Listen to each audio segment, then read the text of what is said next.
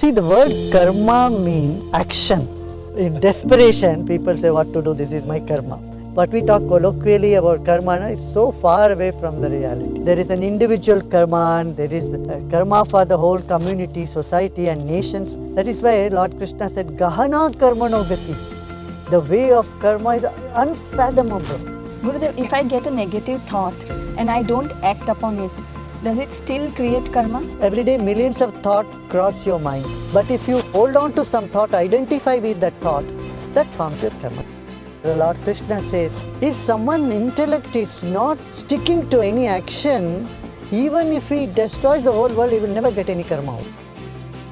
It is not an easy job to do an action without that impression getting into your head. If you do it, then you are Lord Krishna. I know some people who are positive and everything goes wrong. Some people are negative and everything is perfect. We cannot see one's action and cause of the action with a limited framework. Reality is not like that. I tell you, the existence is illogical. It transcends logic.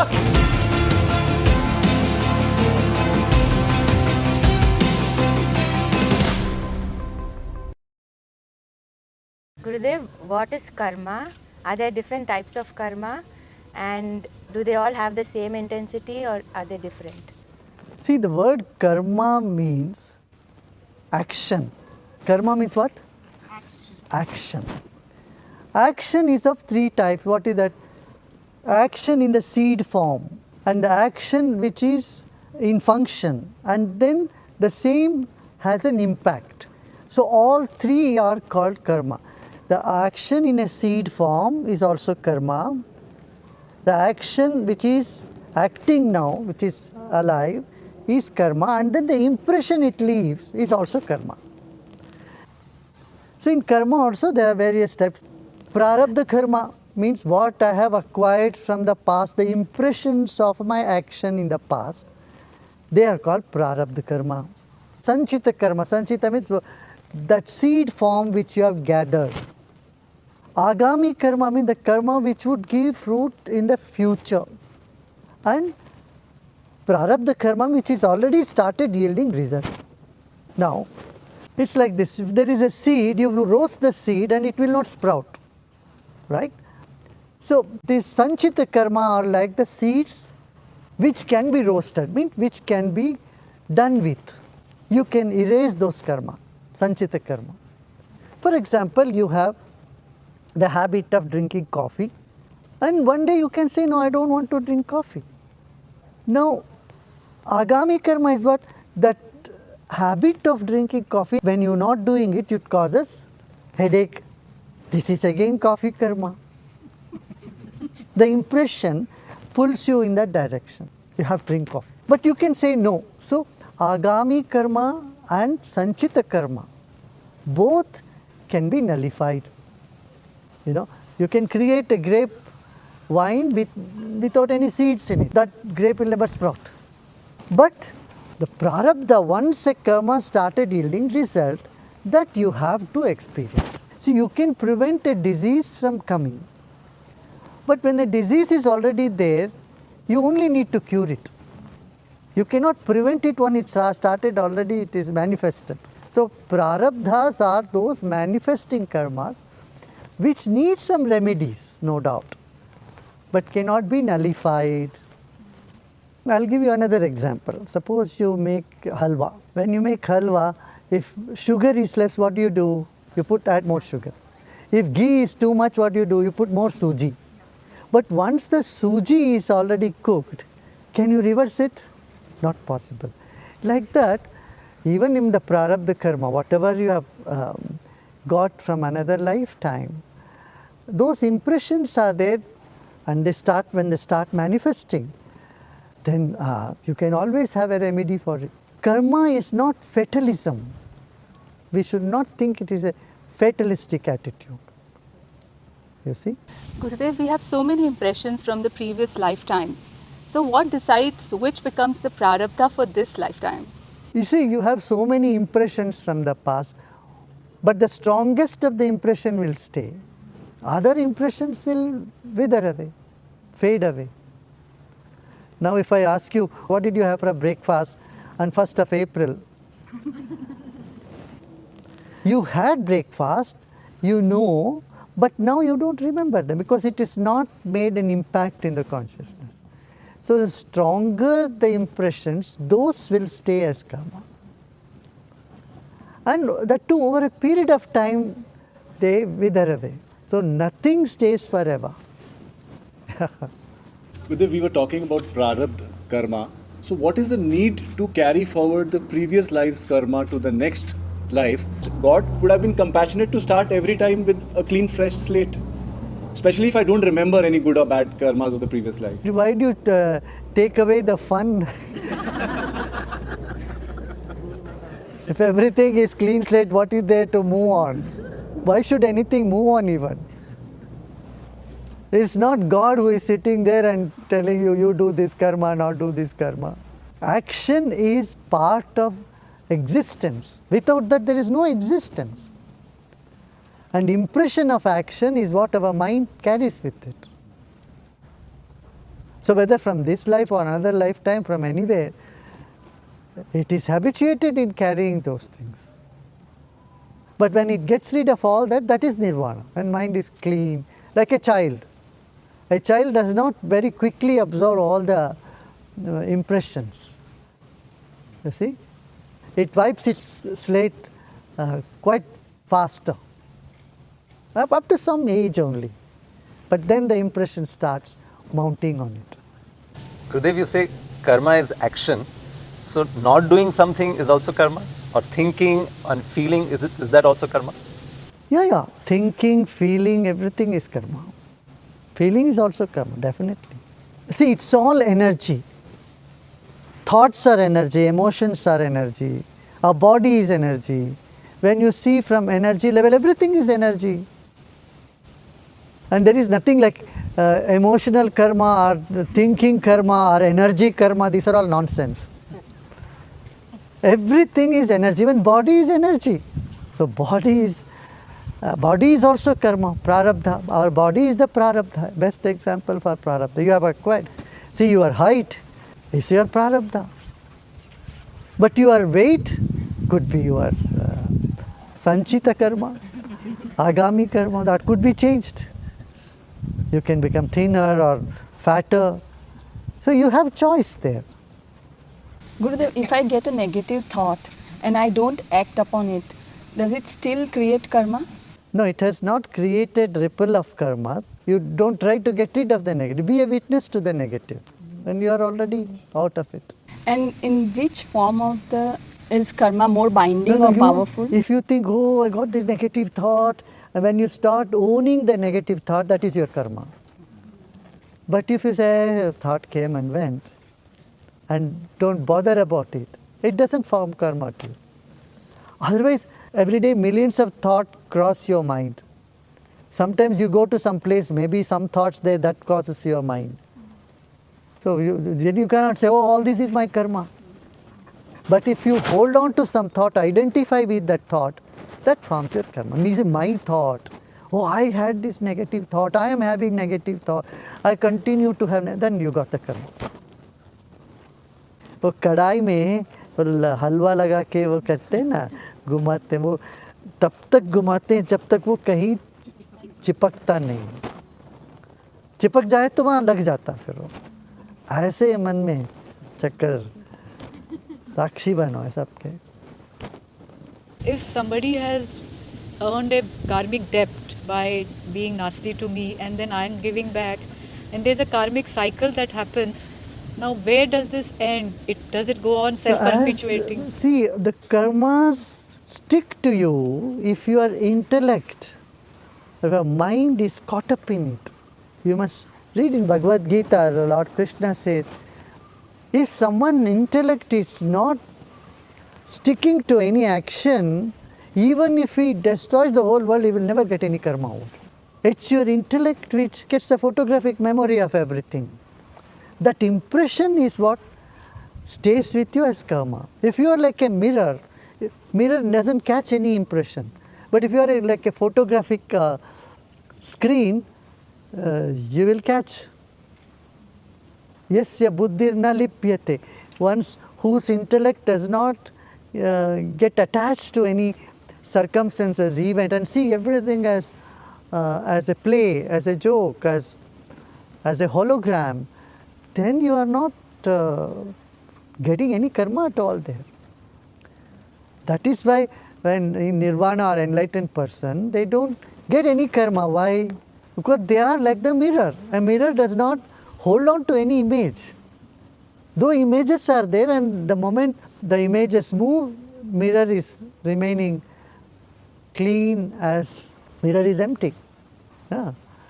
See, you are walking and you have walked on some ants without your knowledge.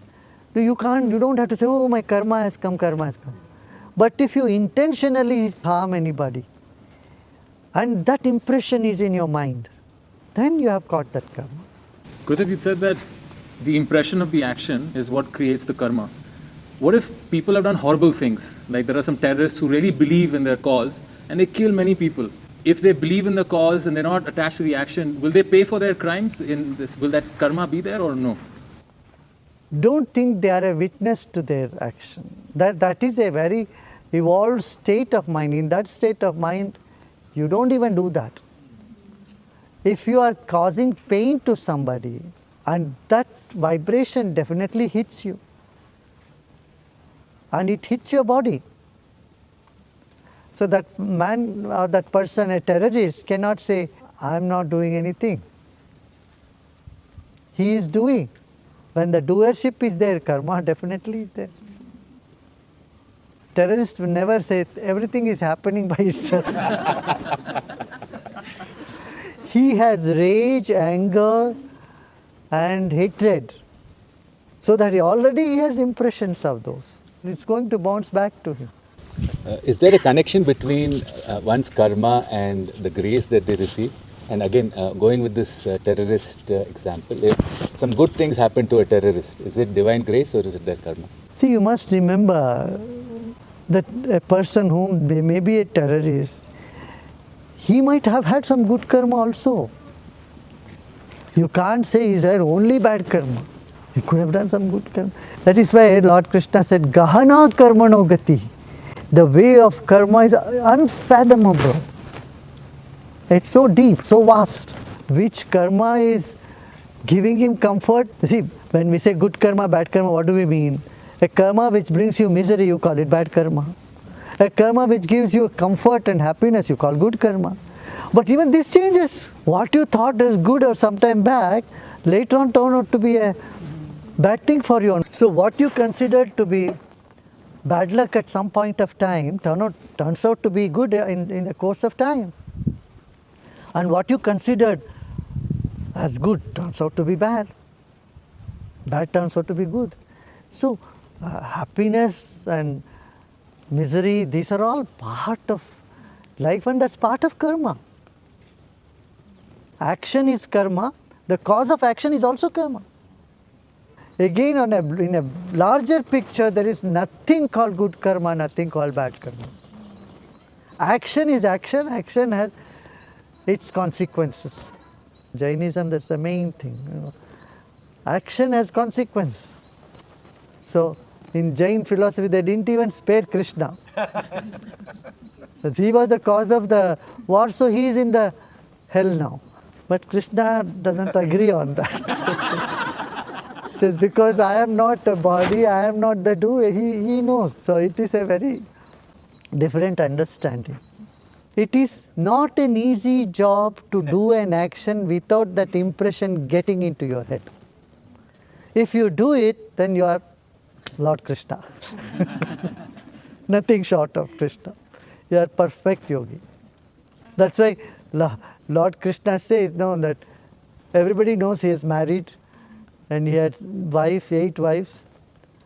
And then he says, if I have been a brahmachari, let the Yamuna part ways. That is very, very high state of consciousness. Where does grace fit there, Gurudev? Grace and luck? Grace is altogether a different thing. Right? The grace which helps one to rise above the karma. Don't think grace only makes the bad karma into good, good karma into bad. No, it helps you to rise above karma. It brings you freedom. So, Guruji, who receives that grace? Does it depend on that person's karma, or it is independent of all of that is happening? A little bit of both. If it is only karma, you will say it's just a fruit of the karma, then where is grace? The grace has no meaning if it's only as a result of your karma. But grace is because it is ahetuki, means it is unconditional. But conditional. See, that condition is you are a human being. But that getting onto the path is karma, right? See, there is nothing which is outside karma. No existence can be there outside karma. Except the consciousness which is just a witness. Atma ka koi karma nahi hai. Atma has no karma. Only Jiva has karma. And Guruji, how you interact with us, does it depend on our karma? At that point in time, how my time or karma is that how you'll respond? Or your action towards us is independent of everything? It is both, a bit of both. Many times it is completely independent of who you are, what you are, whether you deserve it or not, all that. That you call grace. But on the other hand, there is a time for everything, and the right time, right things keep happening. See, you are thinking in a linear angle. For you, white or black.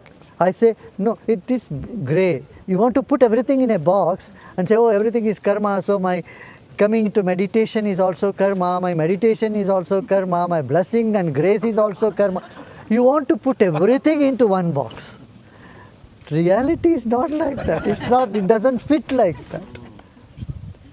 I tell you, the existence is illogical.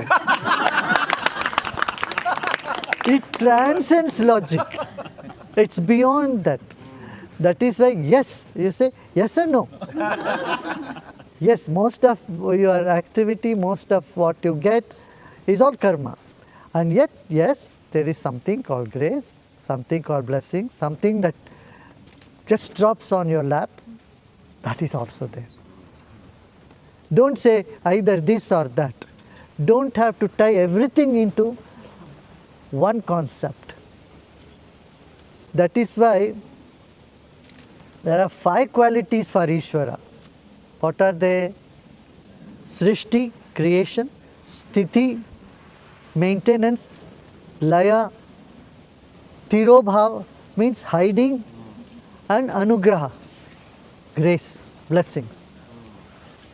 Now you want to put everything into just Srishti or Sthiti, Laya. There is something beyond that also. Tirobhava is also action, that is hiding. And then Anugraha, grace, blessing. Connected to that only, Krishna told Arjuna, I have taken all your karmas. Can you throw light into, is it just grace? How does that happen? Yes, he says your sins, you cannot clear your sins. You have something on your back you cannot get. You need something else to scrub your back. And when your hand is dirty, with a dirty hand you cannot clean another dirt. So Krishna says, I am here to wash you off all that. But at least listen to me. Aham tvam sarva papebhyo mokshayishyami mashucha. Don't grieve, don't worry. I am here to take away your karma, your sins. He doesn't say, I'll take away all your good karmas. He says, your sins. So a sinner should not try to rub and get their sins out. You cannot. That is where you give up, you surrender. So Gurudev, when a guru frees you of your karma, at that time what happens to the karma? Does it just evaporate or does a guru take it on? Oh, look. A room is full of darkness, you bring a light. You ask me, where did the darkness go? Where will it go? It simply doesn't exist. Sometimes, Gurudev, there is a mismatch between your opportunity that you get, the capability that you have, and a position that you hold. So, what is the role of karma in this, Gurudev? See, you have a sankalpa. Your sankalpa cuts through the karma. See, it's like it's raining, that is the karma. Now, you take an umbrella and you go, you don't get wet. You counter that. That is why all this japa, meditation, all this is there. They're all to counter the karmas. That's why it's not a fatalistic concept. Oh, everything is karma. And, oh, it's raining. Oh, I have to get wet, and that is my karma. No. Take an umbrella, go run to a shed, and find yourself in a dry place. But when I take a time-bound sankalpa and put all my efforts towards it, and no desired results are visible, is it because of my karma or lack of efforts, or somebody else's vikalpa? It could be both. You just took a sankalpa, you may not have put enough effort. Somebody else's vikalpa also could be. Vikalpa also impacts, yes. You know, that's why many times when you go out of house and someone says, don't go, or why did you go? Grandmothers, you say, hey, kya ho gaya vikalp dal? Then they'll return back. They say, sit down. So sometimes when you do some big or good work, you say, don't tell people. You can put vikalpa. But that is a very minor role, of course, vikalpa. Everybody's sankalpa or that will is not always that strong, right? That strength, because sometimes it's so weak that it just wilts. So that strength comes from where? I know some people who are positive and everything goes wrong. Some people are negative and everything is perfect. No, that's why, you know, again I say, gahana karmano koti, because in the past there is something they have done. You know, we cannot see one's action and cause of the action with a limited framework. You have to expand that. Then you will see, oh, this is the cause for that. Though he is doing something completely opposite now, but in the past he has already some bank account. So that money is giving him now. Right now he is totally unemployed, he has no money. He had forgotten, he has given money to somebody, and that person comes and gives. So he says, oh, I didn't do any work, I got the money. You had parked your money somewhere, now that person has given you back, now you are comfortable. Gurudev, you had said about Kal ka anubhav karna hi dhyan hai. Is that the same state as not getting impressions from your action? Krishna says, Kalosmi lokaksha, I am the time. I am the time where things come and emerge and emerge. The present moment is where things emerge, and that is where everything merges, no? The past merges, future emerges. Where does it emerge and merge? In the present moment, and I am that time. And knowing the time, that itself is meditation. Acknowledge it now. Remove all the events from now, the impressions of the events from now. You feel its infinity, and it is deep and infinity. Timelessness comes. Gurudev, talking of this further, like in the life of avatars, we say it's a game, it's a leela because they are outside the ambit of karma. But then if you look at the life of Lord Rama or Krishna, some aspects of their life, like how he left his body, Krishna, because he killed Bali in a certain way. So then we say that's a consequence of karma. So how come one aspect of life is game or leela, and same person when they're acting, certain other actions come under ambit of karma? It's like confusing. See, the way of looking at things. Now, as I said, some prarabdha karma will be there. But that does not affect the person. This is called lesha vidya. As long as the body is there, you cannot 100% get rid of all the karmas. So, the Vedantis give an example. Suppose you have a ball of butter in your hand and you throw the ball of butter, but still the mark of the butter still remains in your hand. So that is called lesha avidya. A little bit of some karma has to be there because this is karma bhumi. And body itself is a karma, prarabdha karma. Because of the body, and that Krishna also was physically there. And he says, I have no karma, but still I perform karma because I want to show the path. I want to show the way. I have nothing to do, I have no karma, still I keep acting because people will follow me. Whatever I do, that will be followed. It's very intriguing, yet it's very deep. So you need to understand this from many dimensions. Does enlightenment means zero karma? Enlightenment means getting rid of all sanchita and agami karma. But prarabdha karma little bit remains as long as the body is there. Yeah. You said karma means not to be fatalistic, but when the Nadi people, they write it on that patra, they write for 5 years, 10 years, 20 years, 50 years. So is that system wrong, or that can be changed? No, or they also give you remedies. Otherwise, Nadis will not give you remedies. They say, okay, do 16 Mondays, this vrata, or put jal abhishek to Shivling, or you do the pradakshina of this tree, or put 5 neem tree somewhere. If it was fatalistic, then that one section of upaya will have to be completely abandoned. It is like giving you the entire GPS. The whole system is shown in front of you. You do upayas, these are the possible things that might happen to you, but you do upaya, you can nullify those things.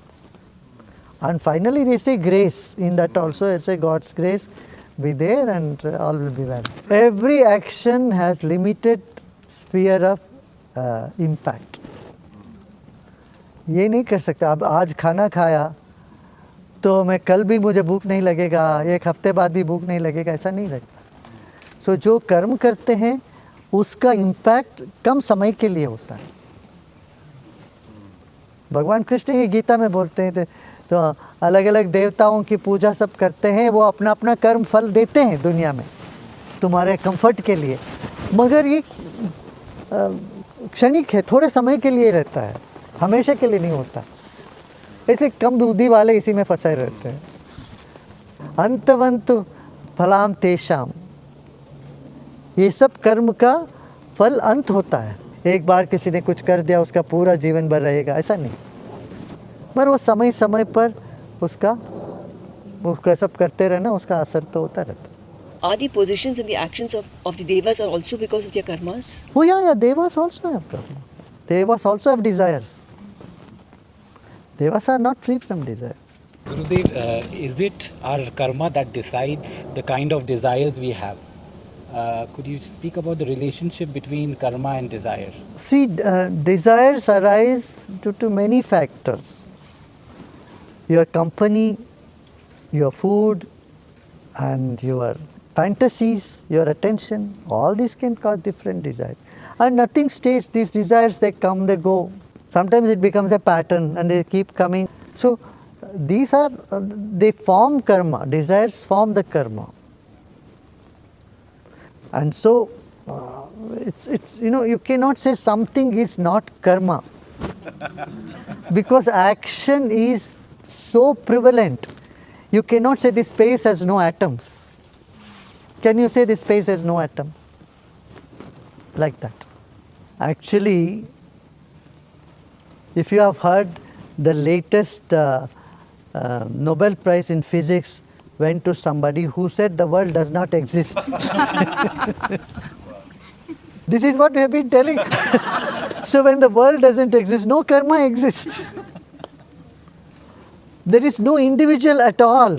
What appears to be individual is just waves. Whether the wave has separate existence than the ocean. What exists is only ocean. And here this wave is big, this wave is that way, that wave is this way. And then you attribute karma and this and that, everything. So when you see from the true point of view, real point of view, nothing exists. So when nothing exists, nothing is ever created. So nothing needs to be maintained and nothing dissolves. So Brahma, Vishnu, Mahesh, sab gaye. They are out of job. So there is nothing, no other thing exists. That is what nothing. Nothing. So when nothing is there, no karma, nothing. करो कर्म अपनी ओर, पूरो सकल जग की आस, कर्म सकल तव विलास.